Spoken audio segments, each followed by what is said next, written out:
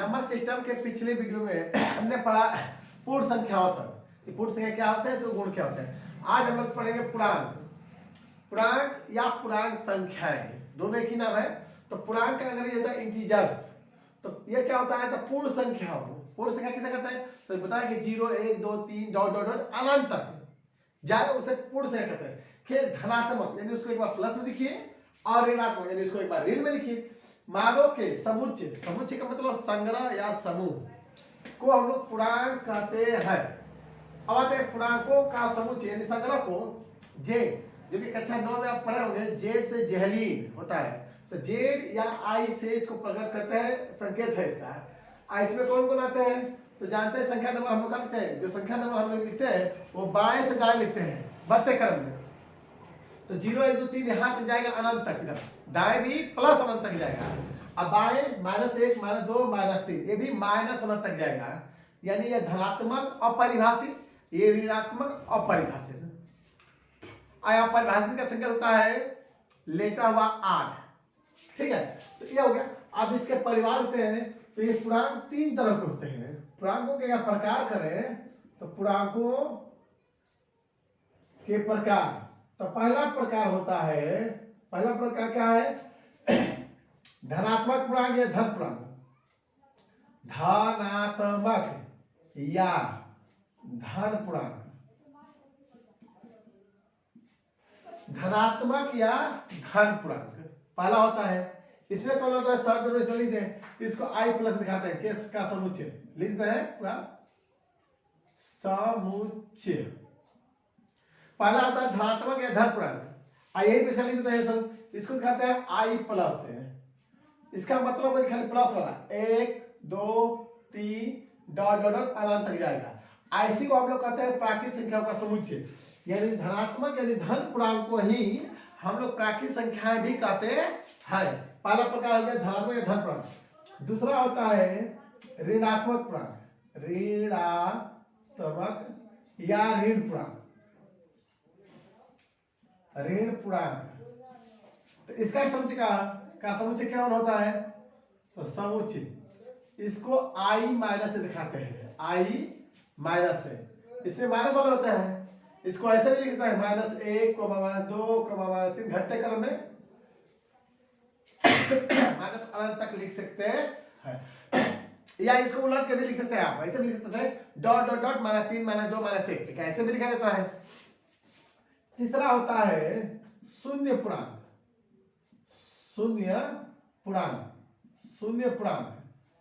ये कौन होता है, ये अकेला होता है शून्य पूर्णांक। कौन, तो 0 0 को कहते हैं शून्य पूर्णांक। ये न धन पूर्णांक है न ऋण पूर्णांक है। एक और बात है कि 0 न तो सम संख्या है और न ही विषम संख्या है, 0 0 है।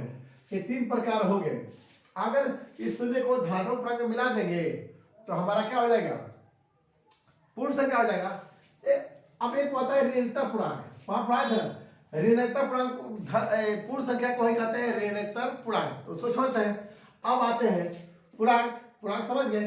पूर्णांक के बाद आता है भिन्न को। भिन्न क्या होता है, भिन्न, भिन्न का मतलब होता है फ्रैक्शन। फ्रैक्शन ये किसे कहते हैं,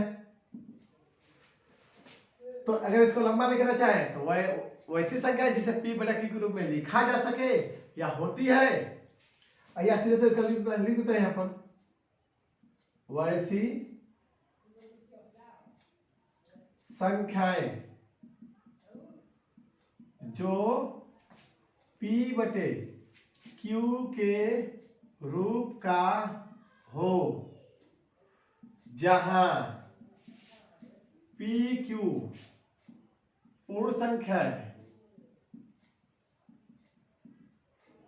और q नॉट इक्वल टू 0 हो,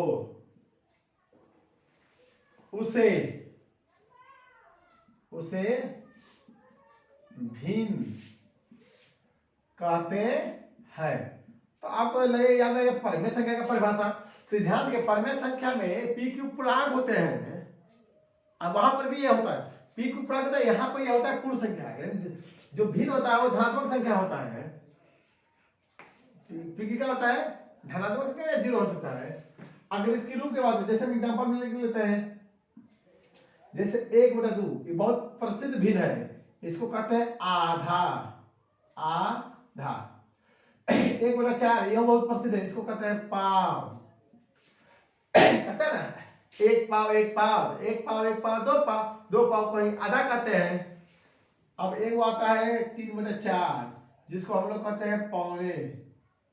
यह भिन्न बड़ी फेमस है, 3 गो और बहुत से होते हैं इत्यादि करते हैं, लेकिन इनको याद रखिएगा, बहुत काम की चीज है ये 3 गो। 1/2 आधा, 1/4 को 1/4 भी कहते हैं, इसे पाव करें, और 3/4 पौने। देहाती भाषा में यही चलता है। अब एक चीज लिख लेते हैं, भिन्न का जो सबसे कॉमन उपयोग होता है वो अंश बटे हर के रूप में लोग अधिक जानते हैं कि भाई ये अंश बटे हर होता है। ऊपर वाला अंश नीचे वाला हर, तो अंश बटे हर। तो इतना भी याद है, सवाल बनाने में ये बड़ी काम का चीज है, बहुत काम का चीज है। अब भिन्न के बारे में ज्यादा प्रकार नहीं पढ़ा, उसको विशेष पढ़ेंगे। अभी हम संख्याओं का एक परिचय पढ़ रहे हैं, किसी विशेष संख्या के बारे में विशिष्ट नहीं पढ़ रहे हैं, केवल एक सामान्य परिचय कि कैसे कैसे आगे बढ़ता है। भिन्न के बाद आता है आपका परिमेय संख्याएं। परिमेय संख्याएं, तो परिमेय संख्या क्या कहते हैं? Rational numbers. इसके समुच्चय को तो बताएं किसे कहते हैं? परिमेय संख्या। इसका भी परिवर्तन इसी तरह खाली पूर्णांक हो जाएगा। वैसी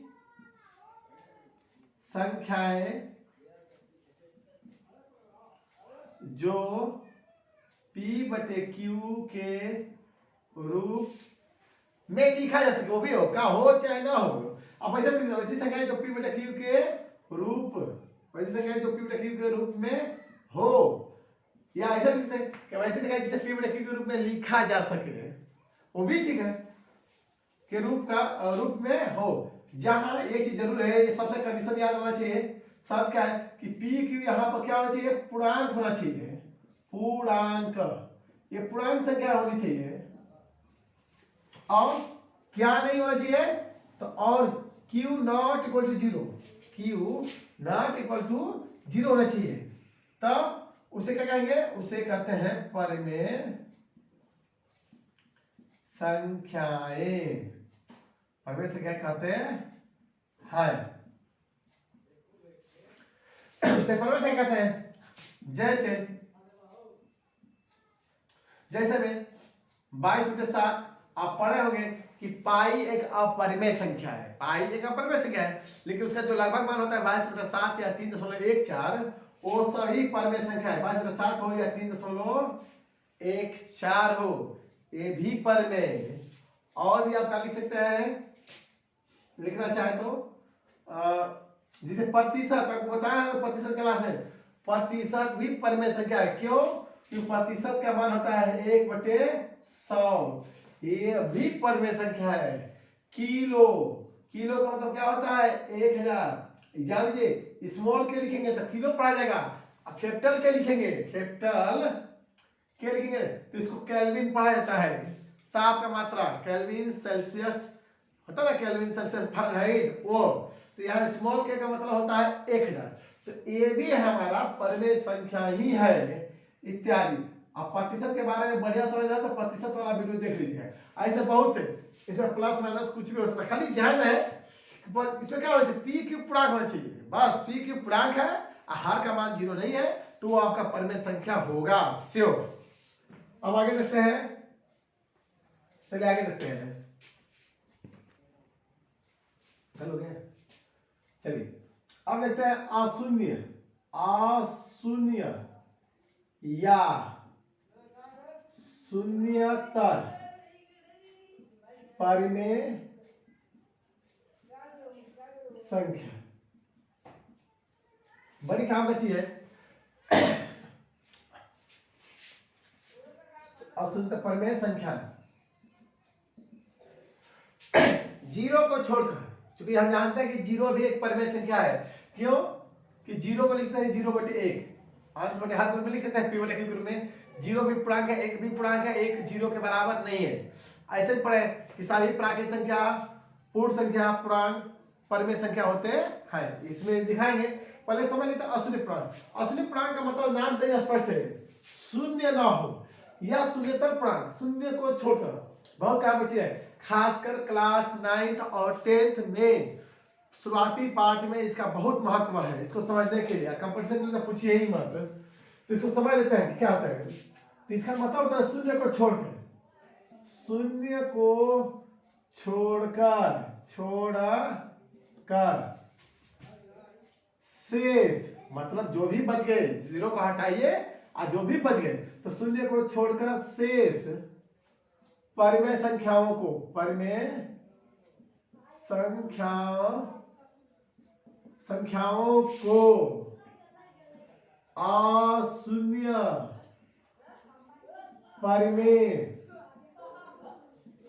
संख्याएं कहते हैं,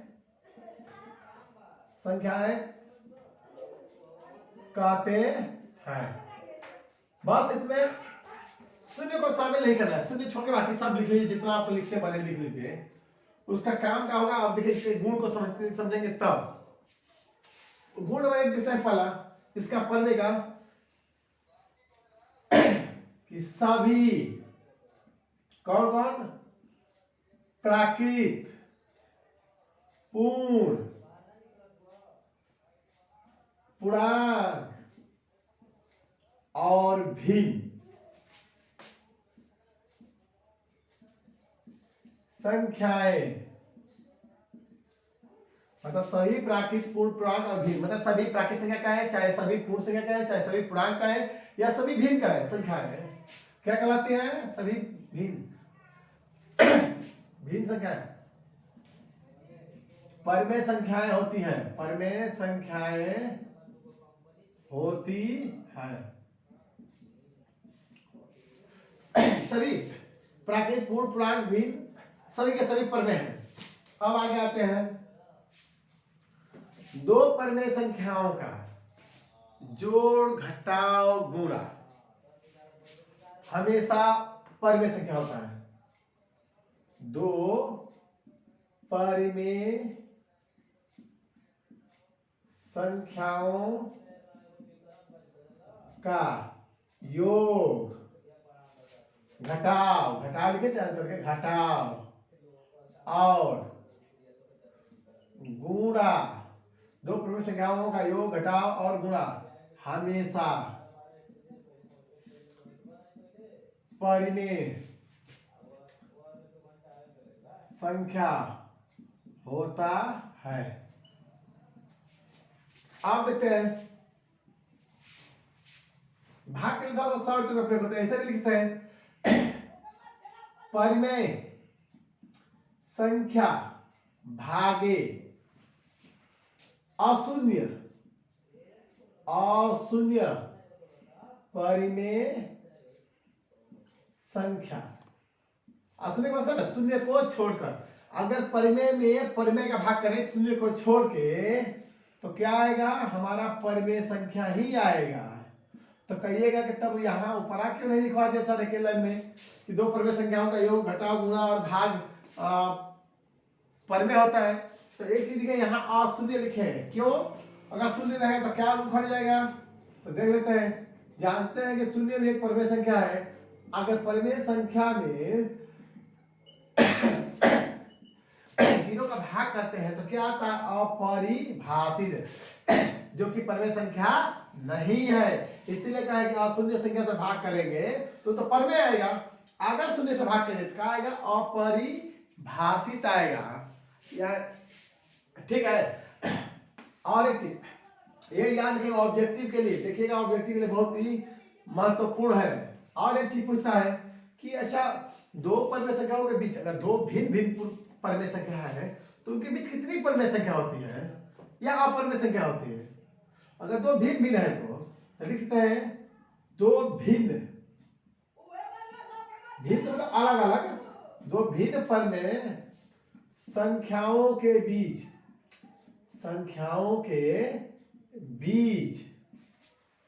अनंत अनंत कहिए या अपरिभाषित कहिए या अपरिमित रूप से अनेक अपरिमित रूप से अनेक। तो वही ना, दो भिन्न परिमेय संख्याओं के बीच अनंत परिमेय या मतलब परिमेय भी अनंत होते हैं और अपरिमेय संख्या भी अनंत होते हैं।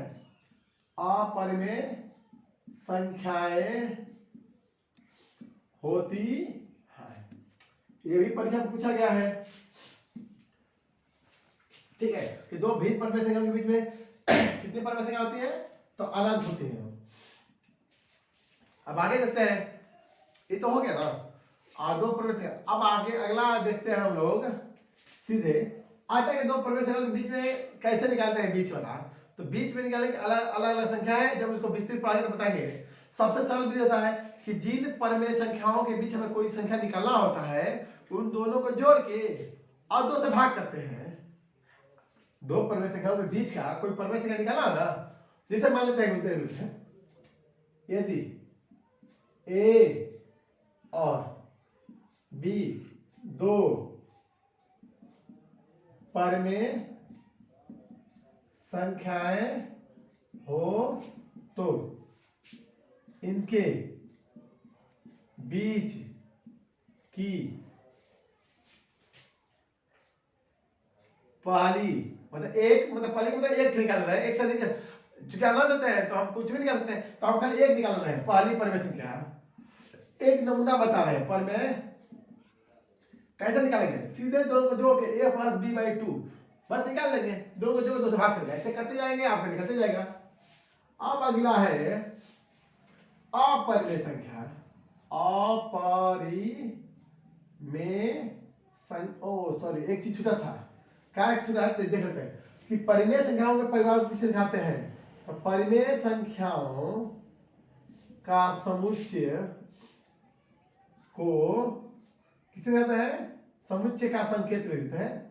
संकेत क्या होता है, तो क्यू होता है, क्यू होता है, संकेत क्यू होता है। अब आगे आते हैं अपरिमेय संख्या। अपरिमेय संख्याएं ये क्या होता है, तो ये होता है इरेशनल,